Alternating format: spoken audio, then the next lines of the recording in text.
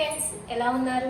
రోజు రెసిపీ వచ్చి చూడగానే నోట్లో నీళ్ళూరించే గోంగూర ఎండు రొయ్యల తాలింపు ఫ్రెండ్స్. ఈ రోజు రెసిపీ వావ్! గోంగూర అంటుంటేనే నోట్లో జల్లులు వచ్చేస్తున్నాయి కదా. ఇంకెందుకు ఆలస్యం, నా స్టైల్లో ఎలా చేస్తున్నానో చూద్దాం. ముందుగా ఒక కట్ట గోంగూర తీసుకుని పురుగులు లేకుండా కాడ నుంచి ఆకులు నీట్ గా సెపరేట్ చేసుకోవాలి. గోంగూర ఆకులన్నీ తెంచుకున్న తర్వాత శుభ్రంగా 2-3 సార్లు కడిగిన తర్వాత గోంగూర ఉడకబెట్టుకునే ముందు ఇందులో 6 పచ్చిమిరపకాయలు, అలాగే సన్నగా తరిగి పెట్టుకున్న 2 ఉల్లిపాయలు, అలాగే 1 టీ స్పూన్ పసుపు, 1 టీ స్పూన్ పసుపు, అలాగే 1 టేబుల్ స్పూన్ సాల్ట్, కొంచెం హాఫ్ గ్లాస్ వాటర్ వేసుకుని ఉడకబెట్టుకోవాలి.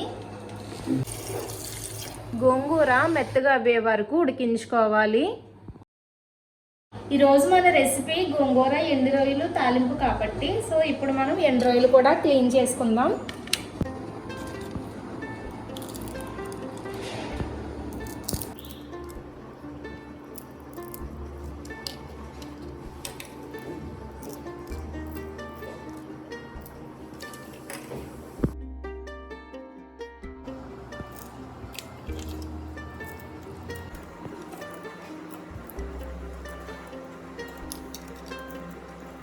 ఫ్రెండ్స్, మొత్తం రొయ్యలన్నీ ఇలా క్లీన్ చేసుకున్న తర్వాత ఒక 5 మినిట్స్ వాటర్ వేసి నానబెట్టుకున్న తర్వాత శుభ్రంగా 2-3 సార్లు కడుగుదాం. ఇప్పుడు మనం గోంగూర ఎండు రొయ్యల తాలింపులోకి ఎక్కువగానే నూనె పడుతుంది. చూసుకుని సరిపడనంత ఆయిల్ వేసుకుందాం. ఇలా కాగిన నూనెలో శుభ్రం చేసి పెట్టుకున్న రొయ్యల్ని వేసుకుని దోరగా వేగించుకుందాం. వావ్! రొయ్యలు వేపుతుంటే ఆ రొయ్యల స్మెల్ అద్దరగొట్టేస్తుంది. ఇలా ఫ్రెష్గా ఉన్న రొయ్యలను తీసుకుని వండుకుంటే చాలా బాగుంటుందండి కర్రీ. ఇలా వేగించుకున్న తర్వాత బౌల్లోకి తీసేసుకుందాం, లేదు అంటే మాడిపోతాయి.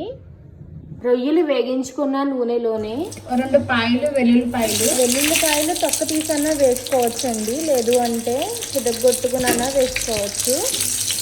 లైట్గా వేగిన తర్వాత 4 ఎండుమిరపకాయలు, 1 టీ స్పూన్ ఆవాలు, అలాగే 1 టీ స్పూన్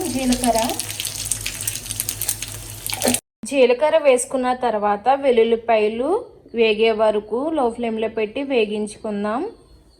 అలాగే ఇప్పుడు కరివేపాకు అండి 2 రెమ్మలు,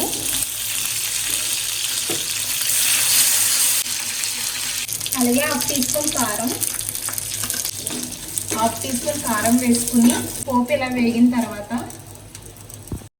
ముందుగా వేగించి పెట్టుకున్న ఎండు రొయ్యలు వేసుకుని నీట్గా ఒకసారి కలుపుకున్న తర్వాత ఇప్పుడు ఇందులో 1 టేబుల్ స్పూన్ సాల్ట్ వేసుకున్న వాళ్ళు ఉప్పు వేసుకోండి. కలుపుకున్న వాళ్ళు, నేనైతే సాల్ట్ వేస్తున్నాను.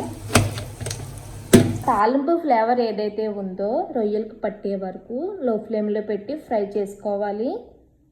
ఇందులో ముందుగా గోంగూర ఉడకబెట్టుకునేటప్పుడు ఇందులో 2 ఉల్లిపాయలు, 6 పచ్చిమిరపకాయలు, 1 టీ స్పూన్ పసుపు, 1 టేబుల్ స్పూన్ సాల్ట్ వేసుకుని ఉడికించి పెట్టుకున్నాం కదా పేస్ట్ అండి ఇది.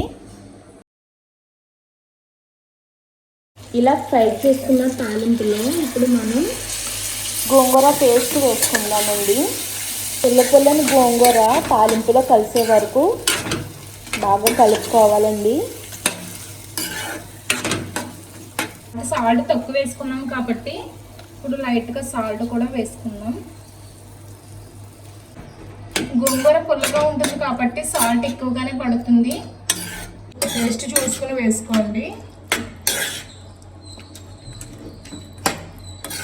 ఇలా నీట్గా కలుపుకుని 2 మినిట్స్ వరకు లో ఫ్లేమ్లో పెట్టి స్టవ్ ఆఫ్ చేసుకుందాం.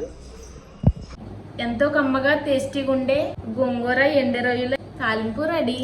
పదండి భోజనం చేద్దాం. ఫ్రెండ్స్, డెఫినెట్గా ట్రై చేయండి, చాలా బాగుంటుంది. చాలా పుల్లగా ఉందండి గోంగూర. ఇంత పుల్లగా వర్షాకాలంలో వండుకుని తింటే అబ్బబ్బా, ఇంక నేను చెప్పవసరం లేదండి.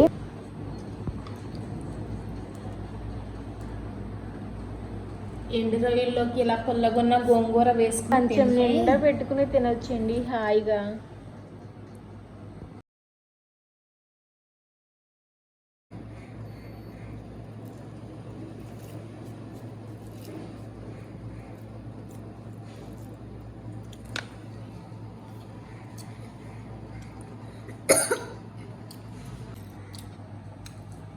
బాగుంది, పుల్లగా కమ్మగా, మా వైఫ్ లాగా సూపర్.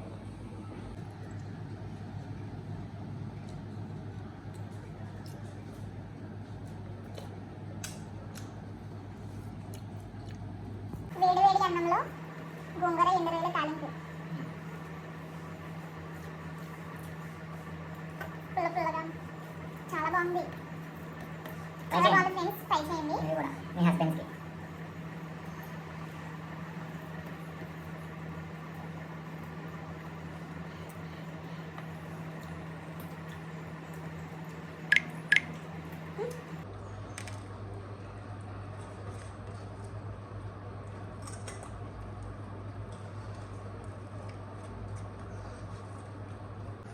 వర్షాకాలంలో నేను చేసే రెసిపీ మాత్రం చేసుకుంటే ఇంకా చాలు లైఫ్కి అనిపిస్తుంది.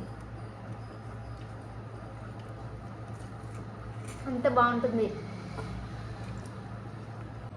సో గైస్, నేను చేసే రెసిపీ మీకు నచ్చినట్టయితే do subscribe, like, share. Thank you all. Thank you, bye. Bye.